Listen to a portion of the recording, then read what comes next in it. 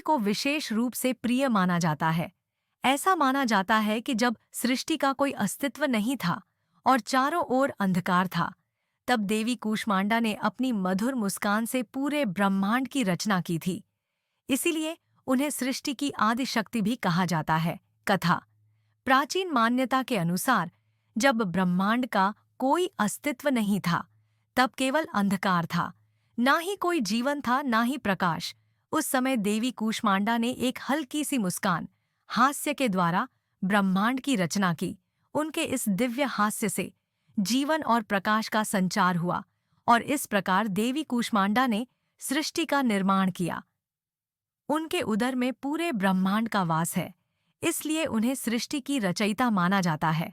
मां कूष्मांडा का निवास सूर्यलोक में माना जाता है और यह देवी अपनी दिव्य शक्ति से पूरे सौरमंडल को ऊर्जा प्रदान करती है। उनकी उपासना करने से साधक को सकारात्मक ऊर्जा, दीर्घायु और समृद्धि की प्राप्ति होती है।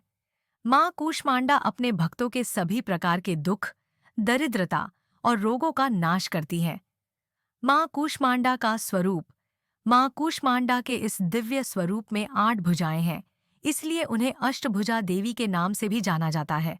उनकी 8 भुजाओं में कमंडल, धनुष, बाण, अमृत कलश, चक्र, गदा और जपमाला धारण की हुई है। उनके एक हाथ में कमल का फूल भी सुशोभित है। मां सिंह पर सवार रहती हैं और उनका रूप स्वर्ण के समान चमकता है। पूजा का महत्व। मां कूष्मांडा की पूजा करने से साधक के भीतर तेज बल और आत्मविश्वास की वृद्धि होती है। यह देवी अपने भक्तों को समृद्धि, शक्ति और बुद्धि प्रदान करती है। इनकी आराधना से सभी रोगों और बाधाओं से मुक्ति मिलती है और साधक के जीवन में सकारात्मकता और शांति का वास होता है। नवरात्रि के चौथे दिन मां कूष्मांडा की उपासना से साधक को सभी प्रकार की इच्छाओं की पूर्ति होती है और उसका जीवन कष्टों से मुक्त होता है।